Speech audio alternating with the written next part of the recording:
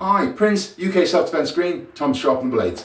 Okay, today I'm bringing to you the difference between distance with certain punches from different systems. So I'm looking at Karate Gyakuzuki, I'm looking at a straight punch from Wing Chun, the Chip Chung Choi, I'm looking at a boxer's jab, and I'm looking at an angulated attack that Bruce Lee made famous in his movies.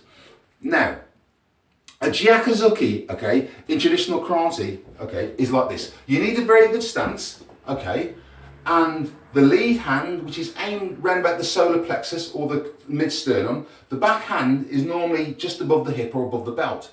And the trajectory is this. When you pivot, you come through, boom, boom, boom, boom. Notice my shoulders in this shot. When I come through, my shoulder is locked, okay? Now, if I move into a traditional Wing Chun stance, which is that way as I'm planted, and I come forward and I hit boom, boom, boom, okay? That is a very nice chain of movement. If I show it from the side, okay, so I'm in this really nice stance, and as I throw the shot, notice again, my shoulder is not leaning forward, so I've got a specific amount of length that I can use here. This is for close quarter fighting.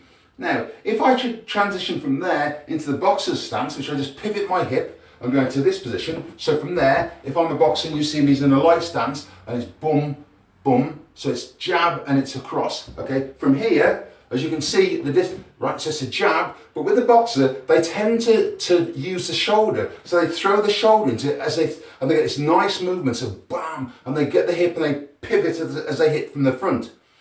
So, Bruce Lee's progressive indirect attack, on the other hand, was from the same position as a boxer, but it was a step-in, angulated attack, not progressive indirect, something else. This is an angulated attack, so say if you're the aggressor and I step, and I hit you in the eyeball, okay? So if you have a look from this angle, similar to a boxer, when a boxer jabs, boom, and he's got a nice reach, the angulated attack has slightly more reach. So, I'll show you how they'd be demonstrated. So say I'm here now and I'm in a traditional karate stance, okay? Right, that's a traditional karate punch, okay, right? I go into Chip Chung Choi. That's a traditional boom, boom, okay? I go into a boxer. Okay, then I go into Bruce. Angulated that. Now, if I put that to the dummy for distance, we'll have a look. So, traditional karate stance. If I'm here and I step back and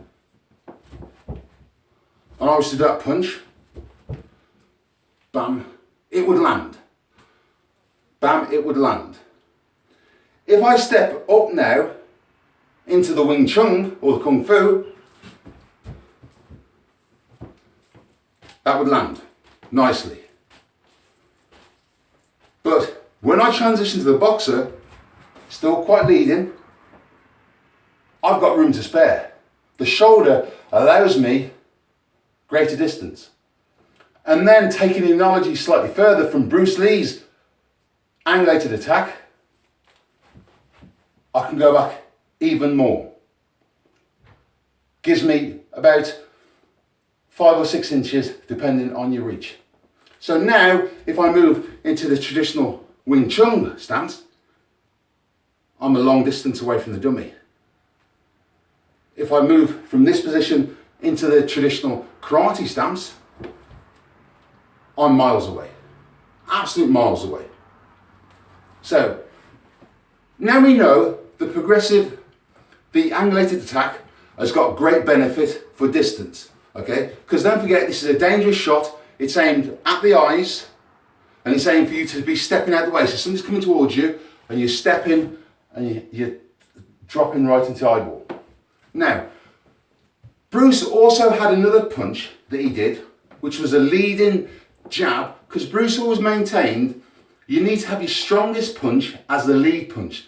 So if I'm orthodox, and I fight from this way, I jab from this way, and my strongest hand is at the back here, Bruce said I need to go into southpaw lead and punch from this hand to give the hardest kind of the delivery of power. But similar to a boxer, Bruce looked at this position. So he's got this position here, okay? He goes into that position there. He's actually quite a close hold position, and he's covered himself. And from there, he jabs straight out, and then he brings back, right? So he jabs straight out, and he brings back. You can do it another way. You can jab out, and you can bring slightly a bigger arc, because I've looked at a lot of other of his videos and some of his other students, and they when they demonstrate it, they either do it that way, or they bring it back that way. I quite like the slightly bigger arc of the return trajectory. The reason why I like that is if somebody throws a punch at you and you counter over the top of this short sharp shot here, and you counter over that way, on the way back, if they're about to load with a jab, with a cross, it might give you a tad of cover. It might not, but it just might. Okay, and that could be the difference between you then boom and getting in and doing something else. But what I'm going to do, I'm going to demonstrate that punch. Okay, because the reason I like that punch, it's a combination of different movements. Now, to get a really good punch going, there are 6 points. First point is hitting the floor. You need a good plant. Okay, so you need to plant your foot really nice. Secondly is you need good mobility in that knee, so as you can spring. Third, you need this ability to snap the hip, to twist the hip. Fourth, you've got the shoulder that comes through, a bit like a whip. Fifth, you've got the elbow joint. And sixth, you've got the transition through to the wrist. So what you need to do in that instance to get a really good power chain through, you deliver your power that way, bam. So when you go to boom, that's where the power, boom, that's where the power. So that pivot, bam, that's where the power is. There's a lot of debate about Bruce Lee doing his 1-inch punch. People say that he's there like that, and he just pushes. He doesn't just push. He actually uses this whipping movement. So taking that in mind, okay, there's my person's head, just for demonstration purposes. And I know it's only a static shot, okay, right? But what it's meant to do, it's meant to demonstrate from this position here, this short, sharp delivery of power, okay? It's different to a boxer's jab, where they jab and bam, okay? It's just a short delivery of power. So I get in that position, that's there, and did you see that? Very short movement, bam. I hit in, boom, and I retracted the shot, boom. So I've hit the person, bam, and I've come back. It's a really nice shot to get in your arsenal. It's great to be practicing. It's okay for us all to be doing, jabbing and crossing and all those. But it's one of those tools that, very similar to the back fist, okay, which is not the back fist, it's a lead, it's a lead, bump, and it's small. If you're in that position, get back. Look where we are. We're there. Boom, boom.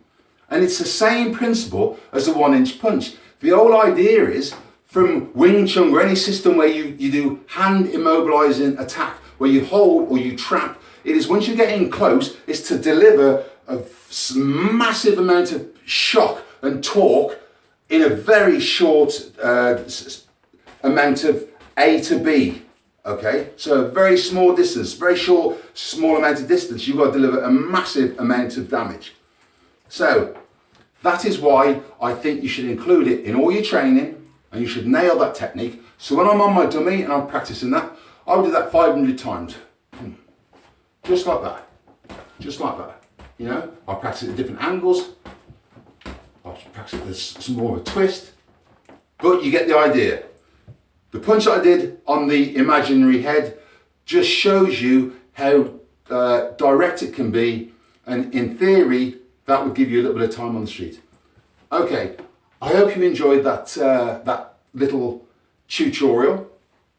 I hope you include it into your training schedule. And if you like what I'm presenting on the channel, which is just 5 tips for the street, then please click the subscribe button. Have a great day. Thank you.